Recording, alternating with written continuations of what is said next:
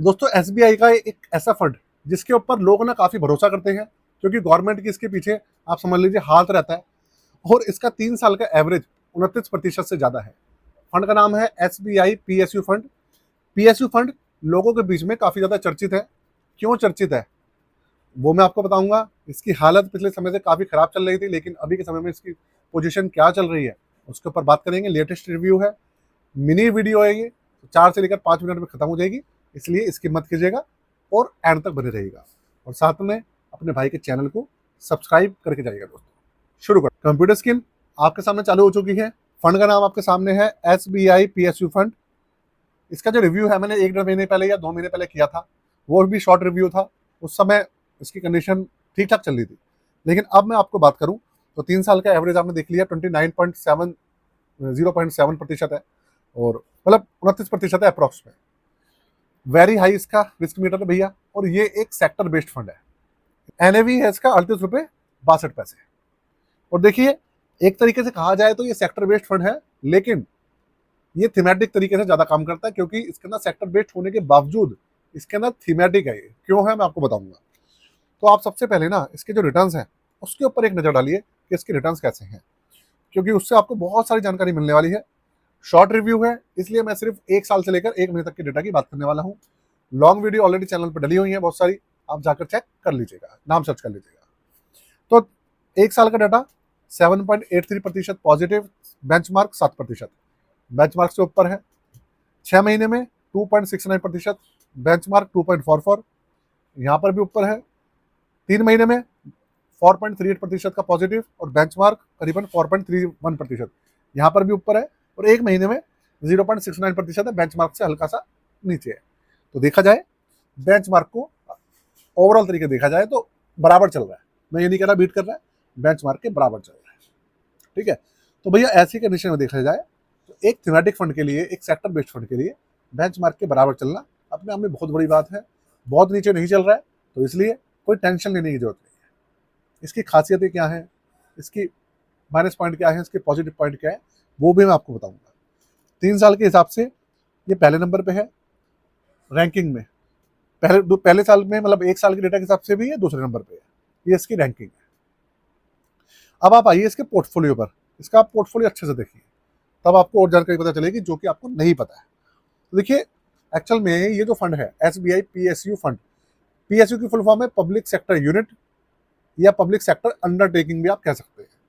तो जितनी भी ऐसी कंपनीज हैं इंडिया के अंदर जो कि भारत सरकार के द्वारा बैकिंग है, उसके अंदर भारत सरकार की भी हिस्सेदारी है, सरकारी कंपनीज है, या जिन्हें पब्लिक कंपनीज भी कहते हैं, वो भी ये सारी इस सेक्टर में आ जाती हैं।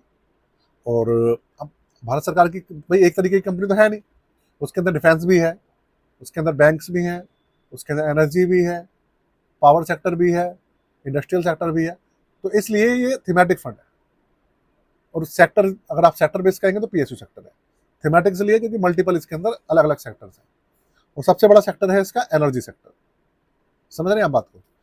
तो 96.75% इक्विटी है इसके अंदर, और 3% इसके अंदर कैश है। अच्छा, लोगों के बीच में खासा इसलिए पसंद किया जाता है क्योंकि ये पब्लिक सेक्टर की कंपनीज वाला, सरकारी कंपनीज वाला एक फंड है। तो इसलिए सरकारी कंपनीज के ऊपर तो भैया वैसे भी लोग भरोसा करते ही हैं, क्योंकि लोगों को पता होता है कि जल्दी बंद नहीं होंगी, भले नेगेटिव में चली जाए, घाटा करे, कोई प्रॉब्लम नहीं है। तो लार्ज कैप भैया इसका हिस्सेदारी है 74.66%, मिड कैप है 18.82%, और स्मॉल कैप है 6.5%। 20 स्टॉक्स है इसके अंदर टोटल, बहुत सारे स्टॉक्स नहीं है। और टोटल 4 सेक्टर है इसके अंदर।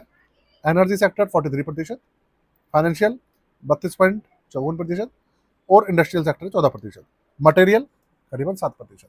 ये 4 सेक्टर है इसके अंदर। रिटर्न आपने देखे, सबको देखा। मार्केट जब चलेगी तो ये फंड भी काफी अच्छा करता है। बहुत समय से एनर्जी सेक्टर डाउन चल रहा था, इसलिए प्रॉब्लम चल रही थी, लेकिन अब एनर्जी सेक्टर में थोड़ी सी तेजी है, तो इसलिए फंड के अंदर भी थोड़ा ठीक ठाक चल रहा है, पहले से मुकाबले अच्छा चल रहा है। अच्छा, लेकिन रिटर्न आप देखेंगे ना इसके, तो जो मिड कैप है, जो स्मॉल कैप है, उससे भी अच्छे रिटर्न है इसके, अगर आप नजर मारेंगे तो।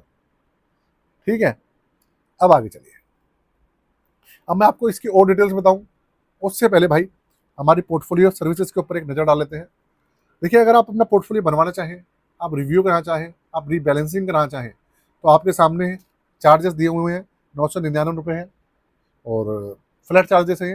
व्हाट्सएप नंबर यहाँ पे दिया हुआ है, आप पोर्टफोलियो बनवाना चाहें, रिव्यू करना चाहें, कुछ भी करना चाहें आप करवा सकते हैं, और सारी डिटेल्स यहाँ पर मेंशन है। व्हाट्सएप नंबर पे आप अपनी क्वेरी रेज कर सकते हैं। हमेशा ध्यान रखिएगा, अच्छे रिटर्न्स पाने के लिए लॉन्ग टर्म में अपने पोर्टफोलियो को चेक करते रहना या चेक करवाते रहना भाई बहुत सही रहता है, बहुत जरूरी रहता है। तो इसलिए साल में 1.5 साल में एक आध बार पोर्टफोलियो को चेक करते रहिए, खासकर क्रैश में। क्रैश में इसलिए क्योंकि अच्छे अच्छे जो स्कीम्स होती है ना क्रैश के अंदर, वो चलना बंद कर देती है इसलिए। तो देखिए इसके अंदर अगर एक्सपेंस रेशियो की बात करूं तो बेस एक्सपेंस रेशियो थोड़ा सा 0.72% है, और 6,564 करोड़ इसका AUM है। बस ये है, बाकी डिटेल्स आप देखना चाहें तो लॉन्ग टर्म रिव्यू देख लीजिएगा, और बाकी आप वीडियो को पॉज करके खुद भी यहाँ पर देख सकते हैं, सारी इंफॉर्मेशन यहाँ पे मेंशन है। वीडियो को मैं यही खत्म कर रहा हूँ दोस्तों। जाते जाते चैनल को सब्सक्राइब जरूर कर लीजिएगा और अपने भाई को प्यार देते रहिएगा। आज के लिए जय हिंद, वंदे मातरम, जय श्री राम।